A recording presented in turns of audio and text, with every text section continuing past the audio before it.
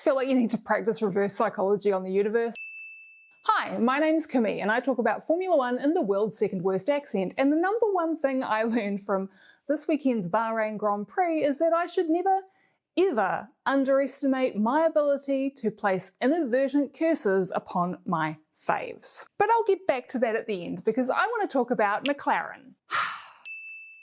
Oscar Piastri is working his way up to practicing full-on psychological warfare on Lando Norris, and it's kind of working. Piastri knows exactly where Norris's weak spots are, and with the help of Mark Webber's post-traumatic Sebastian Vettel disorder, he's digging around in all the squishy spots with a very sharp blade. And Lando's biggest squishy spots? Well, it's his difficulty with this year's car and his never-ending penchant for beating himself up in front of the media. I'd go as far to say that Oscar's doing his best to gaslight Lando into thinking he genuinely is losing his talent. And that is by doing things like this. That is Oscar Piastri very clearly and obviously slowing down to the absolute minimum speed he can get down to before risking running afoul of the qualifying lap time delta, to the point where his teammate is all up there in his mirrors. And in a sport like Formula One, one of the biggest advantages you have over your teammate is the ability to access all their data. Data like understanding exactly how the guy on the other side of the garage likes to warm up his tyres and what the consequences are if he doesn't quite get it right. And for Lando Norris, coming across Oscar Piastri trundling his way around turn 12 had some pretty disastrous consequences. We didn't see it on the broadcast, but if you watch his onboards, you can see a lot of moments where he's fighting the car, and one very big snap in particular out of turn 8 where you can hear him losing the rear end. There's absolutely no way that Oscar Piastri didn't know exactly what he was doing and what the consequences would be. He's pulling out every single thing in his arsenal to get one over Lando, and he's succeeding. Full credit to him. Like many others, I agree it's important for sports people to be willing to show vulnerability in public, but Lando goes all the way beyond vulnerability into dude are you okay like for realsies territory. And in Formula One, I don't know man, I think you can only get away with that if it's like a counterplay of your own. I think the best thing that Lando Norris can do right now is go knock on Nico Rosberg's door and ask him if he'd like to get back into the F1 driver management game.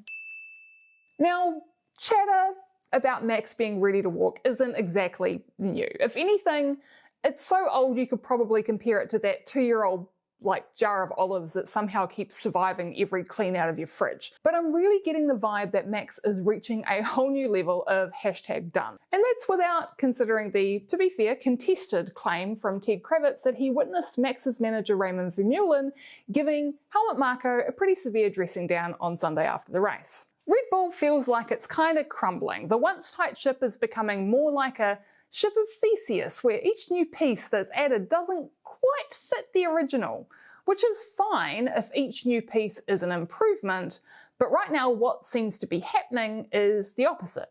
Where once Red Bull was made from teak, it is now fiberglass, and there's a big gaping hole inside. And full credit to Max for clawing his way back from last to 6th, and to Yuki for finally getting the second Red Bull some points, albeit with a couple of caveats that I'll talk about in a minute. But it's really looking like Max is going to walk if they don't have a competitive car right out of the box in 2026. And honestly, at this stage, as much as everyone likes to talk about Mercedes and Aston Martin, I wouldn't be surprised if he just decides it's not fun anymore and he'd rather just be a stay-at-home dad with a few other ventures on the side. So someone else who could potentially benefit from a chat with Nico Rosberg, I guess. Regardless, the tension that really started to show last year seems to be ramping up to the point where something has to snap. And when it does, there's going to be a lot of collateral damage. And if even Helmut Marko is in the firing line of Max's team, I think it's not unreasonable to think that breaking point is maybe kind of imminent.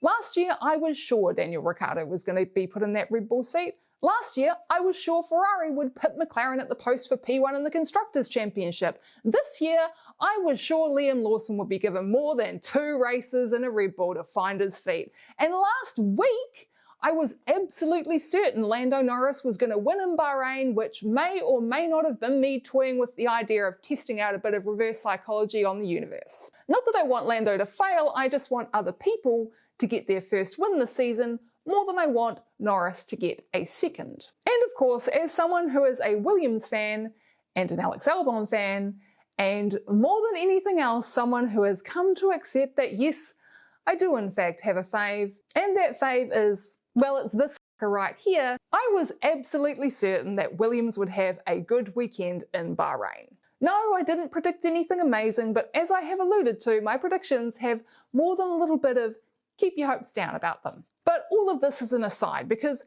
the real thing I learned here is that during the course of the Bahrain Grand Prix, the stewards apparently decided that Carlos Sainz must be stopped and proceeded to apply some of the most inconsistent interpretations of the racing guidelines I think we've ever seen to incidents that Sainz was involved in. And then they tried to give him a 3-place grid penalty for Saudi because they somehow didn't notice that he served his penalty for pushing Antonelli off the track a lap before he retired. Meanwhile, Yuki Tsunoda, who collided with Sainz twice during the course of the race, received no penalty, despite being very clearly out of control of his rear end when he hit Sainz's side pod on lap 30. He also hit Sainz's rear a couple of laps later in what was a clear misjudgment of the speed he was carrying through the corner when he couldn't quite make a DRS overtake work. And the fact that the first collision blew a hole in the side of Sainz's side pod that caused him to lose 15 to 20 points of downforce and eventually retire, well, it's kind of moot. The point is, Yuki was not in control of the car and he hit another. Both were pretty clumsy moves, and had this been like Max Verstappen on Lando Norris, I'm fairly confident Max would have ended up with 20 seconds worth of penalties for his troubles.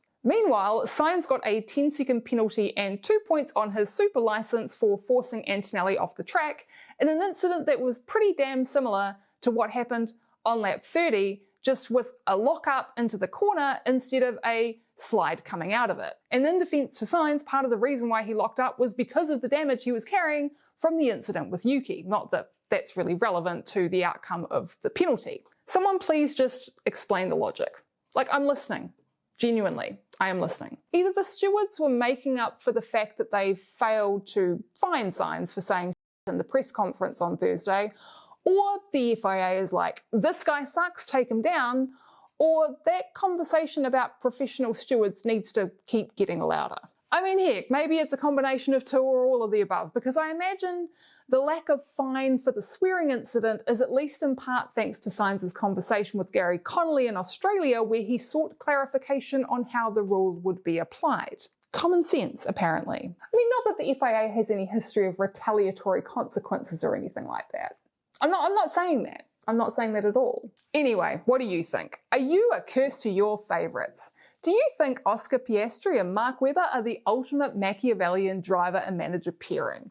Do you think that Max Verstappen's going to deliberately throw the next few races so he can activate the reported performance clause in his contract, retire the moment his kid's born, and leave Red Bull up you-know-what creek without a paddle? Let me know in the comments, and don't forget to give this video a like and subscribe to my channel if you enjoy my videos. It really does help a lot. I know it's annoying that we always ask this stuff, but some people are forgetsy. And today's bonus learning, I already had an inkling after China, but I truly believe that George Russell could be about to pull a 2007 Kimi Räikkönen.